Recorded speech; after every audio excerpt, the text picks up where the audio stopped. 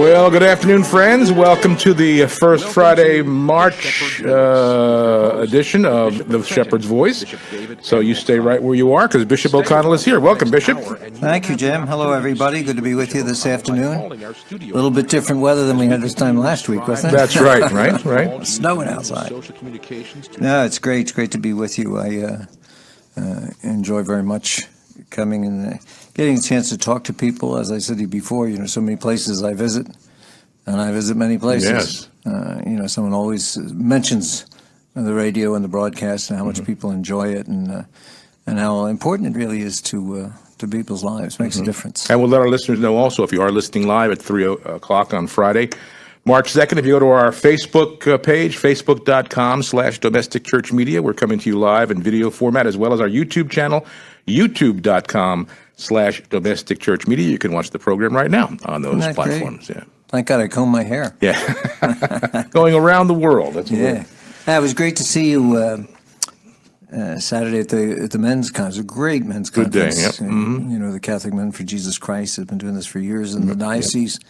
This year we did it at St. Gregory's in Hamilton, St. Gregory the Great, basically on the theme of mercy. I don't know whether you got to hear any of the talks during the course I was of the in day. and out. I know you were busy there with but there was about 700 men there, which I thought was really outstanding. The church was filled. Dr. Ralph Martin, who's known probably to viewers of EWTN for his presentations on EWTN, spokes from Renewal Ministries evangelization program, and he's terrific. Brilliant guy, but able really to put things in a way that the rest of us can really understand and appreciate. And just Ford, the musicians, the young youth ministry that they do, and they do so well. And then Bob and Maureen Deegan, the miracle couple, couple who provided the miracle that enabled the canonization of Saint Faustina of Divine Mercy fame. And then really that was the theme of the day, was mercy. And I tried to incorporate that also in my homily. But we owe a debt of gratitude really to Father Jeff Kegley out at St. Mary Mother of God in Middleton, and Bill Mayer and George Rose, who do such a great job putting this together every year. Yes. Next year, I'm looking forward to, it'll be the first chance I have that my schedule has allowed me to attend the Catholic Women of Zion presentation, the retreat that they have, and the spiritual day that they have. So I'm looking forward to being there and participating with the women. That's going to be at Holy Family Church in Lakewood, and that's September 15th. So mark your calendars, folks. I'm looking forward to joining the folks out there. Tomorrow, of course, I'm heading down to Belmar to St. Rose Church for the installation of the Grand Marshal, Dennis Riley of St. Dennis Parish, or Dan Riley of St. Dennis Parish in Manasquan, and the Deputy Grand Marshal, Patricia Jenkins from St. Rose. They have the annual St. Patrick's Day Parade, Belmar Lake Como, on Sunday, March 4th, beginning at 12:30. So we have the installation mass the day before at St. Rose Church. So I'm looking forward to being down at St. Rose there for that. Big ticket item coming up, Jim. I don't know whether you saw this advertised as the 24 Hours for the Lord. Oh, yes, we've been promoting that. Yeah. Are you having it in the Archdiocese of Philadelphia? We've reached out to all the dioceses that we serve, and they've not gotten back to us on that yet. Of course, your office has gotten back, and I think there are 9 parishes, right? In Trenton? 10 parishes, and all we have represented in all the 4 counties. I'd ask the priest if any of the parishes were willing to host. This idea really came from Pope Francis. Right. In his annual Lenten message, he's asked that in each diocese, at least one church be open for 24 hours with adoration of the Blessed Sacrament and confessions available. And so when I mentioned it to our pastors, 10 really jumped at the chance. It's wonderful. So we have representation in all of the counties of the diocese, and probably many of the parishes have this posted in their vestibules, But we have a week. If you go to the Monitor website, you'll see an icon there for 24 hours for the Lord, and you can look and find out where these sites are in your county, so that you can get them. And basically, what it's going to be is going to be, usually most of the parishes, maybe at morning mass and after mass, they'll expose the Blessed Sacrament, and then begin the period of adoration. And priests will be available to hear confessions for extended period of time. In some cases, actually for 24 hours, priests will be present. Not in every case. It's not possible in every case, but extended periods of time. So you check your parish's schedule, and they'll make some reference to it.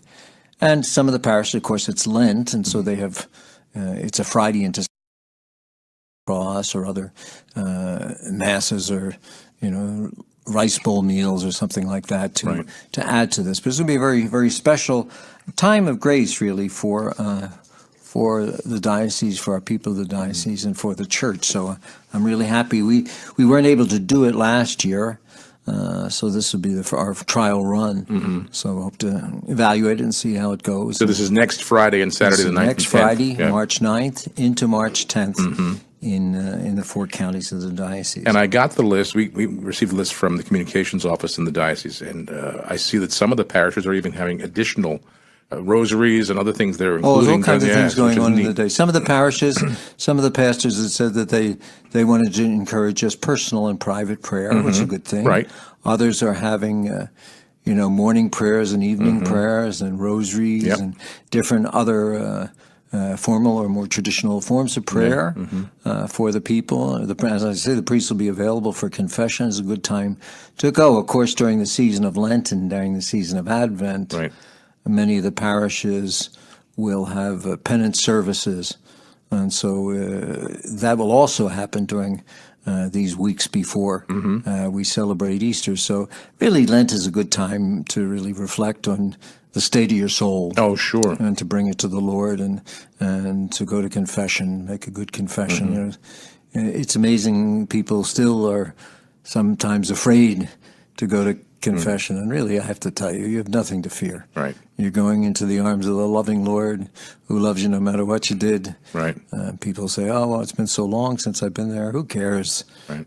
Forget about that. Just go in, make a good confession, and feel the love of the Lord and the freedom that our Lord gives you from sin, and then receive Him so worthily in the Eucharist. These are the great gifts we have as Catholics, the beautiful, beautiful things that are ours. For me, this month is very, I'm a traveling man this month. This is you had a confirmation last night, Last night started confirmation at St. Monica's out in Jackson. Had about 24 young people who were confirmed. Church was, it's a small church. I don't know if you've ever been out there. It's a small church, and it was filled. And it was just a very, very lovely occasion. Of course, I love being able to visit all these parishes and be able to see the, not just the future of the church, but the present of the church. Right. And it's wonderful. I have about, last night was the beginning of confirmation season. I have about 50 confirmations before June. And then, of course, we don't have any over the summer. Some parishes will be doing confirmations at their Easter Vigil. Oh. I will be doing confirmations at the Easter Vigil here in the cathedral in Trenton for folks from that parish, or St. Joe's and Cathedral Parish over in Trenton, at some other spots. But I've given delegation to pastors to celebrate confirmation, being the minister of confirmation at the Easter Vigil. And of course, that's fairly normal when a priest prepares a catechumen in the rite of Christianization of adults. He does have the ability to give the sacrament of confirmation in those instances. And then for those who miss either my confirmations or that confirmation at the Easter Vigil, it will be offered again in some parishes on Pentecost Sunday. Very appropriate, the sending of the Holy Spirit. Sure. So that's what we're doing. Later in March, it's hard to believe it, isn't it? I know. I wrote March 1 on a letter, Right. March 2 on a letter today. I said, oh my God, is it March already? I know. But toward the end of the month, on March 26th, the Monday of Holy Week, we will have the annual Mass, Chrism Mass, when I bless the oils that the priest use and the sacraments I use for the sacrament of confirmation. And also that's a day when the priests gather together, all the priests of the diocese around their bishop, and renew their priestly commitment as priests. And that's a beautiful occasion.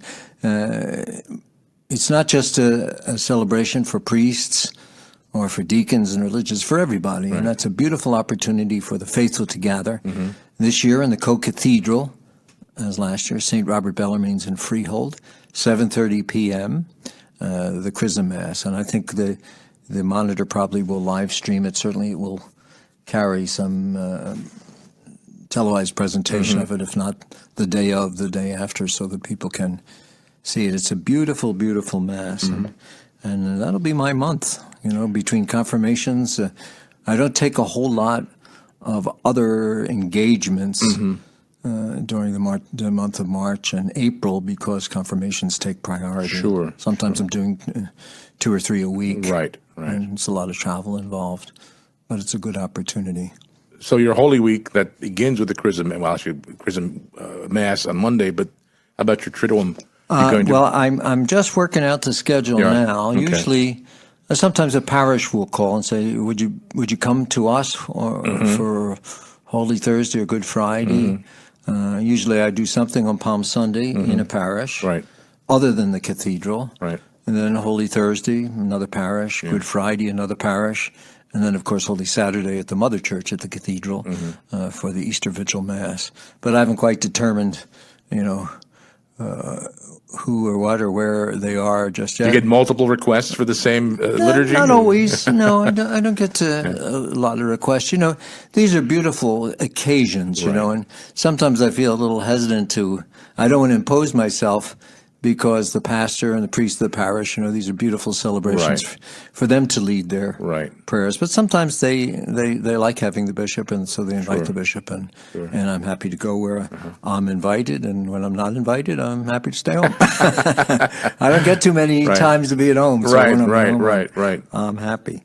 We released, Jim, I showed you this, the State of the Diocese report, which we work hard on at the beginning of the spring, and to try to get out to all of the people of the diocese who are interested in reading it. It's available in hard copy.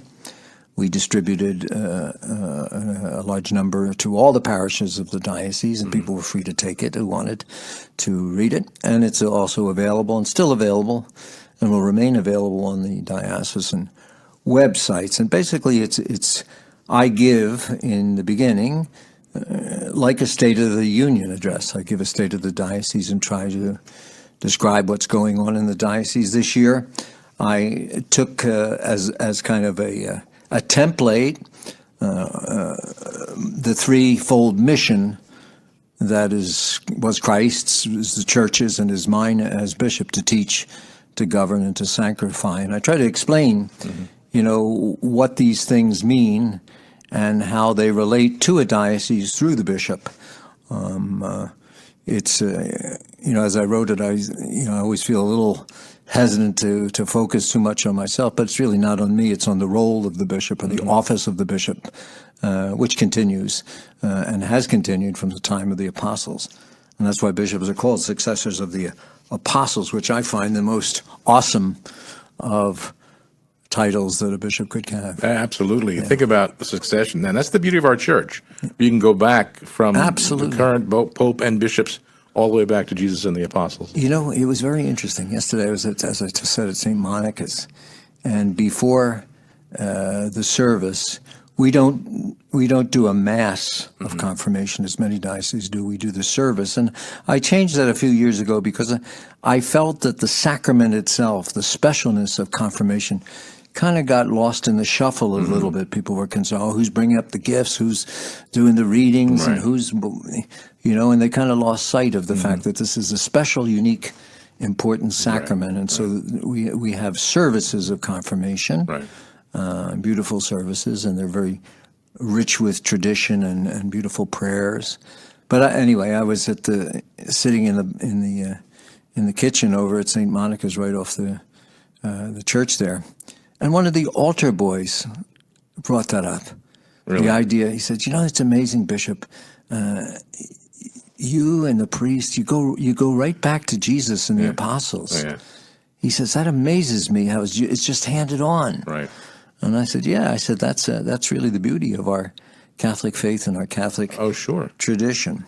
The one of the things in the state of the diocese, and I encourage the folks, if you haven't, I'm sure there's still copies in some of the churches. So is that where they are, in the churches? Yeah, we sent them to the churches, like we do with the Monitor every couple of weeks when it comes out. Well, this is a special printing, and we sent it out to all of the parishes. One pastor called me and said, I got 40,000 copies of that thing. Well, I don't have that many people in my parish. So I said, oh, that was a mistake. We'll come and take some of them back. Right. But it's also available on the website. It's good to look at it because it gives you kind of a sense of what's happening all around us in the diocese. Sometimes people forget that you're not just St. Michael's parish or St. Gabriel's parish or whatever your parish is, that you're part of a larger community of faith, the diocese, and the diocese is really the mother of the parishes, and so each parish has some aspects to it that, of course, are particular to the parish. But we're all part of the Diocese of Trenton. That's the sign. That's the thing that joins us together. And the bishop is he's the real as well as the symbolic head of all the parishes of the diocese, and so that's an important responsibility. So I talk a little bit about that in the report. And there's a good financial report, not only just a report of dollars and cents and pie charts and all the things you usually see, right. But the report of the auditors. We got a clean audit this time, and as we have every year, a good clean audit, and also a Q&A with our Chief Financial Officer, Kevin Semay, who just took over this year. Unfortunately, his mother passed away. She's being buried tomorrow, God rest her soul. But he did a great job in presenting the financial picture, financial outlook, along with the work that's done by our Finance Council in the diocese. Very, very important for people to know that, because we do focus a great deal on our ability to serve, and our ability to serve is dependent on our resources. And that's why so often, we have to turn to the faithful and ask for help, just as you do here. Right, you have your annual. Right, exactly. When is your radiothon? It's the 21st, 22nd, and 23rd of this month. So 3 weeks. Yeah, 3 weeks from today. So, it's really the only means that we have to support ourselves. And so you hear it said sometime, all the church cares about is money, Right. I've heard that so often. It's baloney, right. and people really know that. Sure. There's no money, there's no mission. We have to. Right. We have to be able to do things, concrete things. I've heard it said to me at some time, in kind of a snarky sort of way, well, Jesus wouldn't need all of this, Well, Jesus didn't have hospitals and schools and, 107 parishes and staffs and personnel that were dependent on these kinds of resources. He had his ragtag bunch of 12, and look at what they were able to accomplish with hardly anything. And they built a church, and now we are able to continue and sustain all of the ministries of the church through that. This weekend, in many parishes, maybe most parishes, we did the kickoff for the annual appeal. We just finished the Faith to Move Mountains campaign. A couple of years in doing, and we did very well. We had a large goal, and we were able to raise about $72 million. We've already collected 15 of that $72 million, most of it in pledges over a 3 to 5 year period. Right. Some of the people will renege on their pledges. Of course, you just have to anticipate that, and but hopefully we'll reach that goal. And that goal for that campaign was really for the future of the diocese, to endow, rather than a capital campaign where you're putting dollars and cents together for bricks and mortar and things like that. This was a campaign for ministries in the future to ensure us, and with an incentive to the parish that the parish receives some of the funds back if they reach their goal. So it was great. But I was advised, not to cancel the annual Catholic appeal. It used to be called the Bishop's Appeal, but I changed it because people were writing to me as though I was making this money myself and holding on to it at my on my desk. Yeah.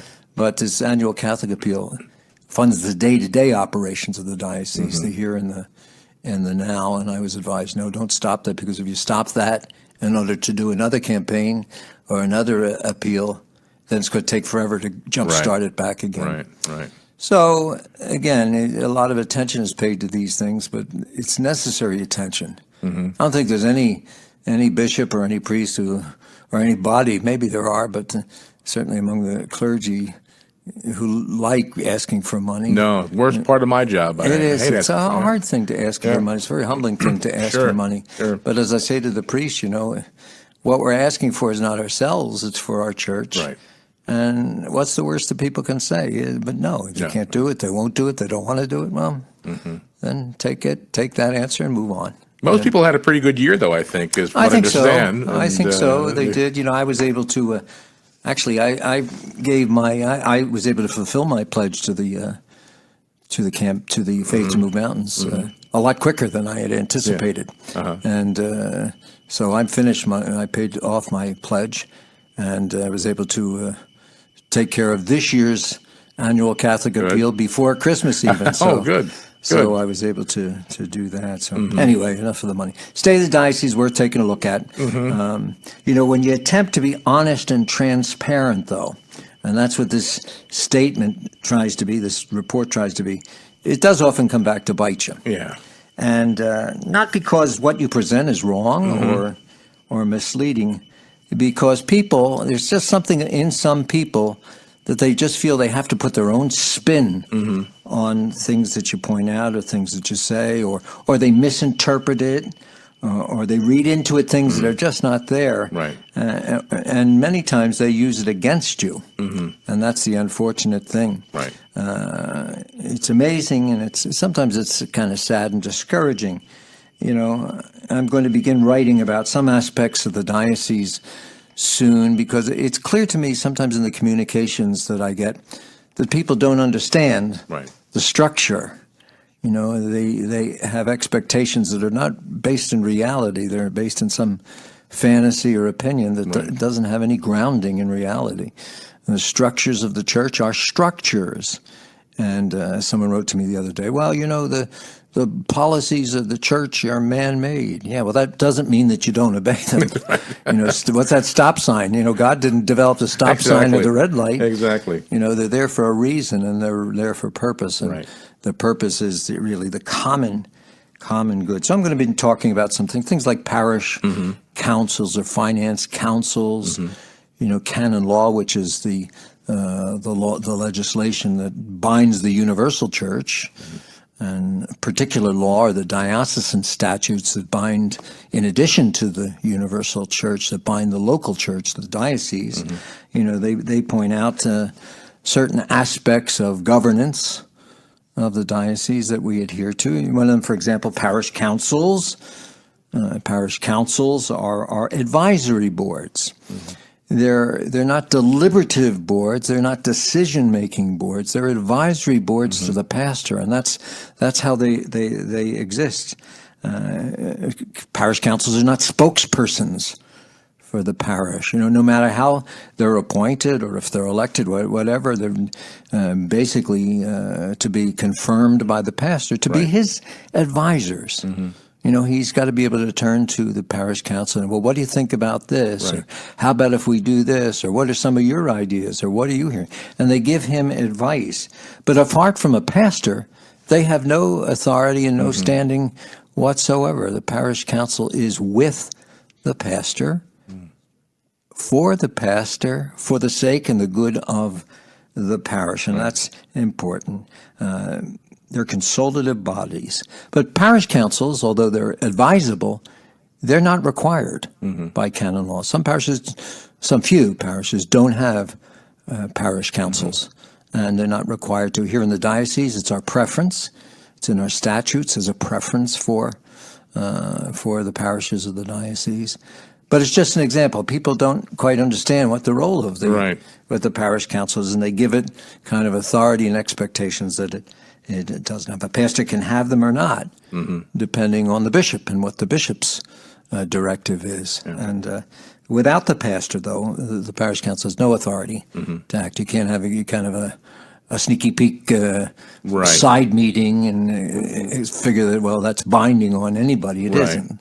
It's the pastor and the council, but people have developed a different impression of their role and so on. In canon law, both the universal law, the code of canon law, as well as the statutes of the diocese, they help us clarify that. So it's things like that I want to start explaining. The finance council, that actually is required for a parish.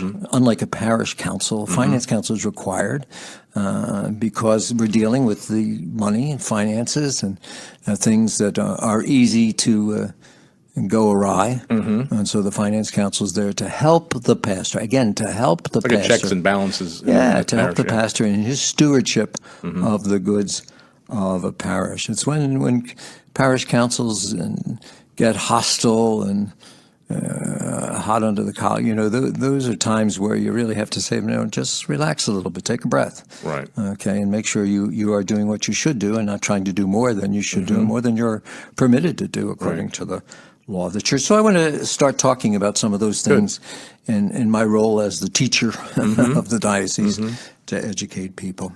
How about that shooting in Florida? Yeah, it's a shame. What a horrible situation that was. Tragic loss of life. But, it's a society that doesn't have respect for life. Well, that's it. Everybody's looking for, without getting political, but everybody's looking for, a particular reason why, one reason why this happened. There are so many reasons why something like that happens. Absolutely. And, it's, I can't help but think, if we live in a society, a country where you can kill a child in the womb, what's left? Right. What's left? The most vulnerable you can execute in the womb, you can kill in the womb, what's left. And we have lots of situations that we struggle with. A couple weeks ago at Christian Brothers Academy in Lincroft, we had the Diocesan Youth Conference. I think I spoke a little bit about it. And it had as its theme, Fearless 365. It was a great theme, a great turnout, and what a wonderful CBA is a great location for this. And it's really a celebration of Christ's message this year as our theme. Do not be afraid. And the kids were great. And I was there. I said mass for them. There were 700-800 kids there all day long. A little dreary day, some rain outside, but the kids were wonderful. Eucharistic adoration and opportunity for confession again for them, to hear some talks, to pray together. To have some good fun together, to really to think about their life as Christians, as Catholics, and I was able to celebrate the Mass and talk to them about that notion of do not be afraid, and being fearless, and what it really means. And it doesn't really mean have no fears, because life is full of things that we fear, but it's to understand those fears in light of Christ, who's walking with us. So it was real upbeat. And then a couple of days later, this happens in Florida. Right. And I thought to myself, fearless? Right, exactly. How can I convince the kids not to be afraid when these things happen? And they happen so often, and they have. And you ask yourself, I'm sure many of our listeners, when's this madness? When's it going to end? What kind of a world is this that we live in when this stuff is happening all the time? And I always think about when we were elementary, high school age, we had no worries like that. There was never any thought that something like that could happen in a school. You didn't think about it, and I'll tell you, I'll give here's the spoiler alert. My point is going to be, when you take God out of the picture, when you take faith out of the picture, what do you expect? Right. What's going to take the place of those things? I read somewhere, what kind of a world do we live in? This poet wrote, when the good are taken advantage of by the bad, while the bad have platforms to talk about good things. Bad people are never bad in their own eyes, while good people are never good enough in their own eyes. This is the kind of world that we live in. And I thought about that a lot. You know, I read a lot, and I thought about that, and I said, wow, how true that is. You know, the kids, after the Parkland shooting, you know, there's a big movement across the country. Enough is enough, right. Never again, you know, protesting Sure. the lack of security that these youngsters feel in school, where they should be feeling most secure. Sure. Well, you know, when they leave home in the morning, how many parents, when the kid leaves in the morning, think that they're never going to see their child exactly. again? And, you know, for so many, too many, that's the case, you know. And you don't, as you were saying, you don't know the causes. There are many causes behind this insanity. You know, it could be on the part of some kids, immaturity, depression, it's a big deal today, bullying, you know. Right. And cases of genuine mental illness. Yes. And other things like loneliness. You know, I was talking to a kid, you know, he was so despondent at the point of suicide because his girlfriend said she didn't want to be his girlfriend anymore. The kid was 13 years old. Yeah. You know, has a whole life ahead of him. But things like that, drug abuse is terrible. You know, the plague that is today, and it's the kind of the advocating of violence through video games and things of that nature, and aggression, depression, and desperation. You know, there's a lot of dysfunction in families today, and sometimes in just viewing families, you know, they don't look like families looked like when I was growing up. No. You know, there are people you ever go in a restaurant, you notice there's 5 people at the table, all of them with their cell phone in their hand, right. texting or writing somebody else Sure. other than the person that they're sitting across. Young people are left to themselves with their cell phone or their YouTube or their text or whatever the latest technology is, and you know, they don't have real life and real love to turn to sometimes for guidance and for the things they know. And you know, although it's in our face too often, we become consumed by the violence, I think, sometimes. And you can't let that happen. You know, as horrible as it is, and as real as it is, and as in our face as it is, we can't let it take control of ourselves. We'll go insane. But I believe we can do something. I really believe we can do something. I think as a society, we have to look back at the role of parents. You know, parents, there's no friendship or no really love like that of a parent for a child. You know, I don't have children. I have thousands of children, but they're really not my own. Right. But that relationship between a parent and a child, a mother and a father and a child, so important. You know, Pope Francis, you know, he's speaking with a group of parents in Italy. He reminded them, you know, your children are always watching you. Right. They're always observing. There's always, even when you don't realize it, they're listening and observing, and they're taking it all in. And they're aware of our joys as parents and our sufferings and all of our worries, and they pick up on everything. They notice everything, and they're very intuitive, and they make conclusions. They draw conclusions, and sometimes the conclusions are not right. Right. And that's where we start to. And when the parent is absent, either physically or emotionally absent from the child, that's where the trouble begins. We have to take care of them, take care of our children, Pope Francis says. It's true. Yeah. And he uses an expression, take care of their hearts. And I found that so insightful, so important. And the role of parents, you just cannot exaggerate that. You can't emphasize that enough. You got to love these kids. They're your kids. Right. They belong to you. They're yours. You made them with God's help in God's creation. You got to teach them. You got to listen to them. Parents today, sometimes I think they don't want to hear what they're going to hear. Right. They're afraid. You know, talk about fearless. You know, the parents are afraid. They don't want to teach. They don't want to guide. Oh, I'm not going to baptize my child in any religion. I'm just going to let them choose. Yeah, make up their own mind, right? You know what they're going to choose? Nothing. Nothing, right? Exactly. They're not going to choose. And again, I go back to this. Maybe this is what's happening in our society. When the values and the faith and the things that were bedrock family life, bedrock foundations are gone. Right. What's to take their place. Parents, you can't leave the kids alone to figure things out by themselves. Right. You can't leave them alone. You got to be a presence of a loving mother and a father, whatever the marital situation is. You know, parents today, many of them are split up, but you still got to love your child as a father and love the child as a mother. Every child has a right to receive that love. And when a husband and a wife take on the responsibility of parenting, and they become partners with God in creation. And that partnership means a lot, not just taking care of the physical needs of the kids, but the spiritual needs and the emotional needs.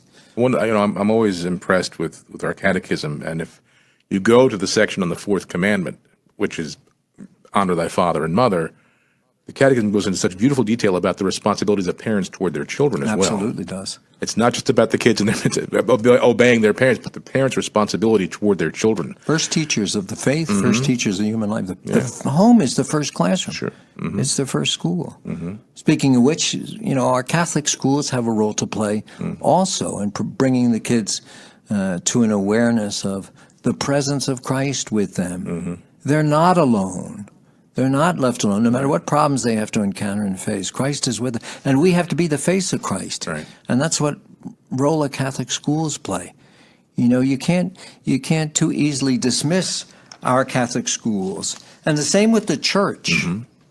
You know, you hear the term nuns used, you know, because when we hear nuns, we think of the religious sisters who taught us in school. Exactly. Yeah. But that's not what nuns mean. The researchers tell us that the nuns are the people who on the surveys check no religion, none. Right. And there's a lot more of them in the research that's being done, growing rapidly. 22% of the population of the United States check none when asked about religion, and that's huge.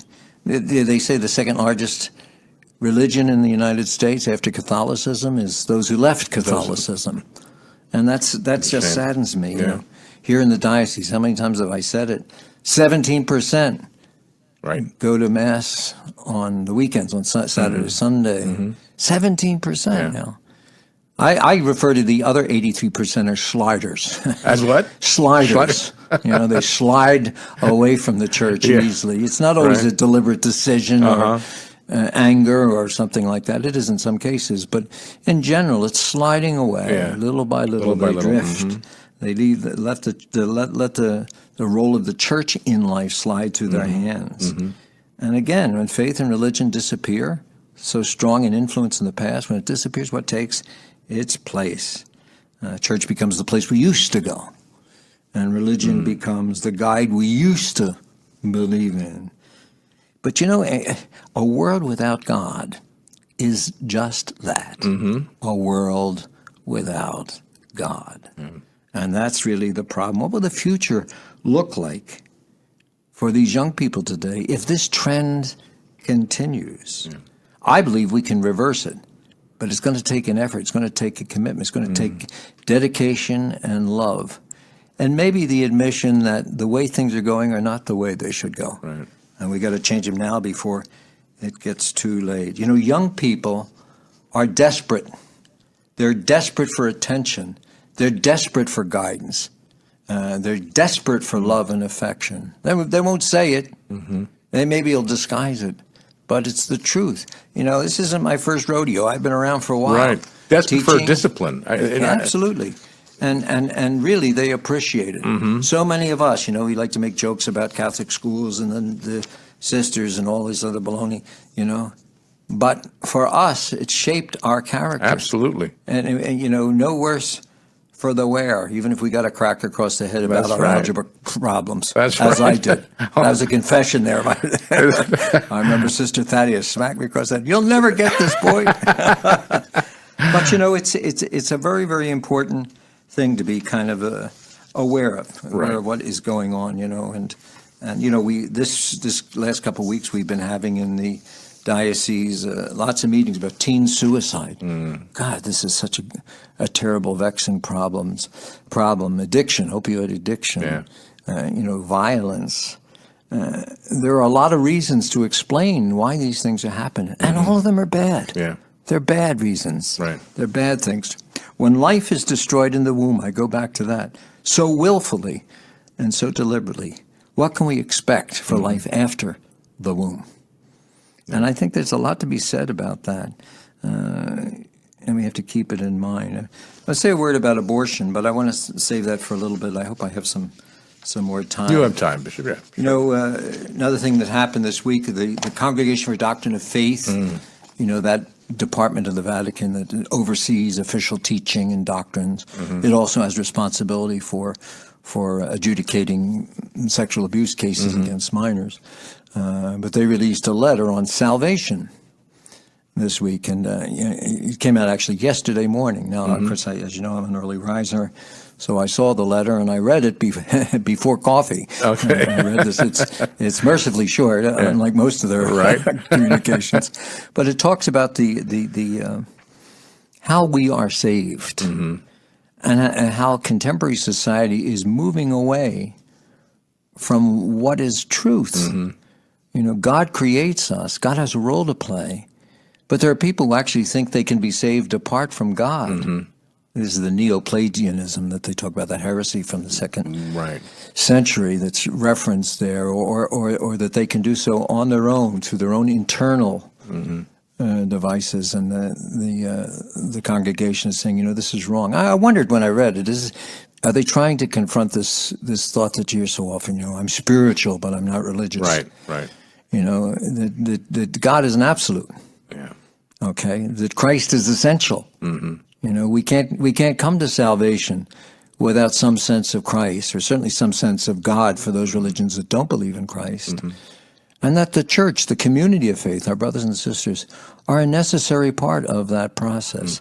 So in a very short couple of pages, the congregation puts that forward and says, don't forget, in a society that's moving you away from the truth about salvation, this is the path. It reaffirmed the church's teaching. It reaffirmed the church's teaching, and it did it in a very contemporary sort of way. So that was something. You know, most people don't read the letters that come out of the Vatican or the Holy See, but it's there if you want to read it. I know some secular papers have mentioned it with their own interpretation of what it means. But you know, God is our Creator, made us. Christ is essential. And the church is necessary. There I gave you in 3 phrases the whole thing. There it was. The whole thing, I think.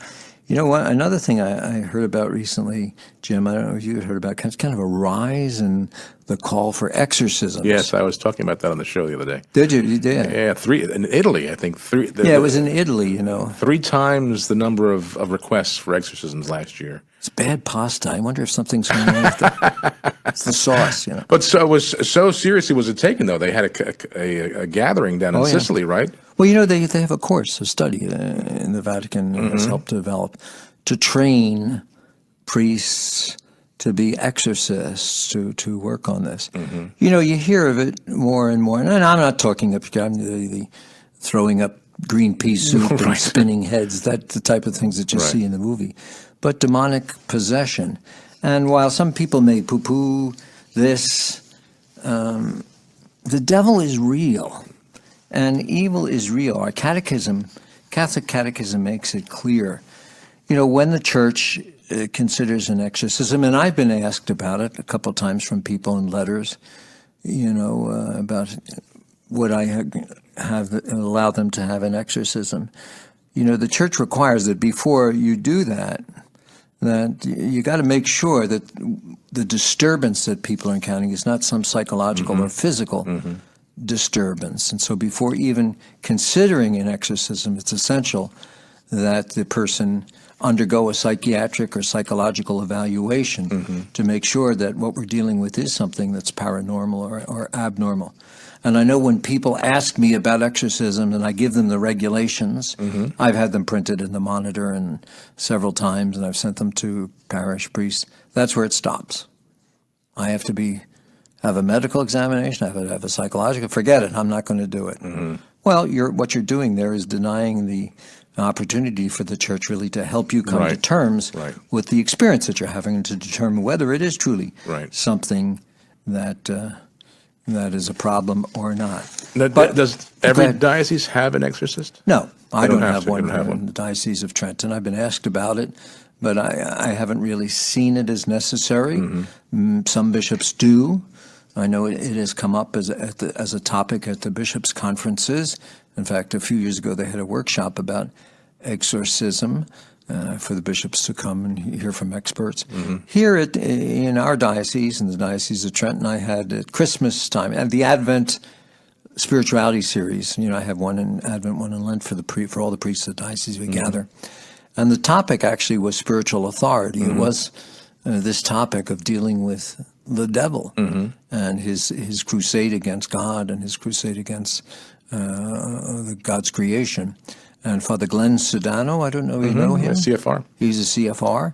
He came to our priest, and he's been trained in these processes, and was very, very, very good. He gave an excellent presentation to our priests and gave them a chance to ask questions and answers, because in many of the parishes you run into this issue that you have. I think we all have to realize the devil exists, evil exists, and possession by the devil is real and it's possible.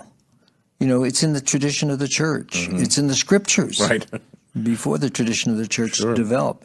And we have been extending ritual for exorcism for for hundreds of years in the church. In fact, most recently, I received from the Bishops' Conference a copy of the new ritual and prayers for dealing with the devil and dealing with forces of evil. Beautiful little book which was offered to the bishops. It wasn't made for the public. It was really for the bishops, who really are the ones who have to give permission for an exorcism. A priest or some other person can't just do an exorcism. They have to have authorization from the bishop, and the bishop is required to find out, again, the psychological evaluation. Usually the person doesn't appeal right to the bishop, but they have to go to their pastor or their priest. The priest should visit the home. The priest should interview the person to be possessed. Again, the medical and the psychological evaluation there. And then if the priest or the pastor is convinced that the case is beyond what would be a normal behavioral thing, and then he has to prepare a report, send it to the bishop, and then the bishop will make a decision about whether an exorcism is necessary. I have taken advantage, or I have used the services of exorcists from other dioceses. You have? When situations seem more than just ordinary disruption of life. And of course, those cases are confidential. And the exorcist or the person that I have asked to come doesn't report back to me. But in certain cases, the person that I have asked to come has said to me, I believe this is a real case. Or, on the other hand, I believe this is just some disturbance or bad memory or something like that that's dealing with a person. But anyway, in the last couple of days, it's been in the press. Because of this course that's been in stride, and because of all the emphasis on the surge of exorcisms in Italy. This has made it. And I think I was reading Monsignor, I can't think of his last name, who was one of the speakers there, one of the main speakers, actually who created the gathering, attributed this, he said, mostly because of people's interest in the occult. Well, that's the door to it, and that's what Father Sudano told our priests. People think these Ouija boards, tarot cards, and going to a reader. You go down the shore, there's a reader there and tells your future. That's the doorway that the devil uses to enter and take over. The devil's the father of lies. To me, that is the great description of what the devil is, and anything he presents or anything he taunts us with is untruth and therefore disturbing. And so these exorcisms on the rise, people are paying a little bit more attention to it. One of the things I was mentioning earlier about all of this, all this energy that's being given to gun control and all these other things in society, drug addiction and all of that, if they applied that to the life issue, wouldn't be a great thing? We wouldn't have to deal with maybe the problems that we have. This week Planned Parenthood, had a success here in New Jersey. Legislation was approved and, in a sense, reintroduced funding for Planned Parenthood, and so on, and was celebrated. And there's a national push once again for policies to protect what's called women's rights or women's health care. And Planned Parenthood, of course, is always front and center, and we saw that this week here in New Jersey. But I think people are unaware. When the newspapers talk about Planned Parenthood, of course, they're emphasizing breast cancer and research into these types of things, and you never see the secular press talking about and abortion. Right. But there are some things I think people need to know about Planned Parenthood. Planned Parenthood and its affiliates have performed in the last year or so almost 350,000 abortions. As Planned Parenthood, it performs over a third of the abortions that we are aware of, just the ones we're aware of. And every Planned Parenthood affiliate must offer abortion services, either performing abortions or references to abortions. I know people, they say, well, I don't want to hear about that. I'm tired of hearing about that. But it's true. We have to remember that, that they're responsible. And even the head of Planned Parenthood said it would be obscene and insulting to discontinue abortion business in order to receive taxpayer funding. These are the kinds of things that you hear. Planned Parenthood provides almost 28 times more abortions than the so-called birth-oriented services that they say they're going to provide. These facts I'm getting from our bishop's website, which did an investigation of Planned Parenthood. Planned Parenthood advocates the abortifacient pill, which is not unharmful to people. It's been proven to be harmful. Right. Planned Parenthood fights even the modest laws to reduce or regulate abortion. It really doesn't believe in the right to choose, as it claims, because you can't choose against abortion. The only thing you can is choose for it. And Planned Parenthood's role in serving women's health is compromised. I think at best is taken over by other types of organizations and services. Now, this is on the usccb.org website? usccb.org website, just in the search menu, just put Planned Parenthood fact sheet, and these facts will come up. I mention this because, I sometimes will get letters or emails from people about the circumstance of Planned Parenthood and its rise again in our current situation. And I think people should know the facts.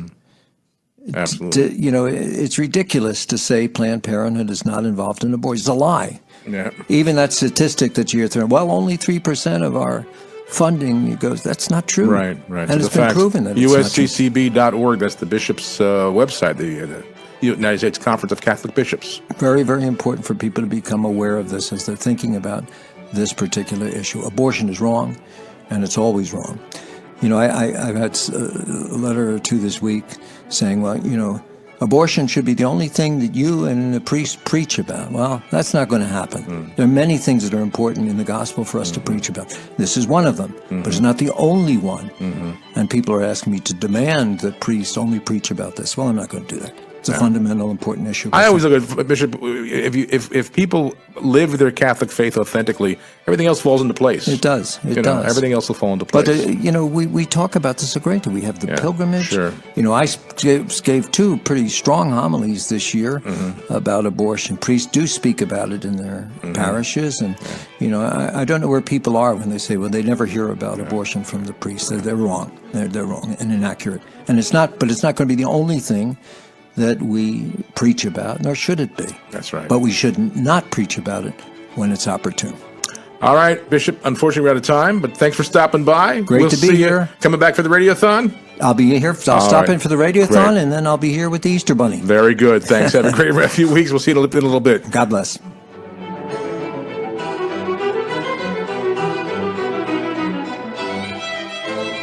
Hello, brothers and sisters. This is Sister Ann Shields.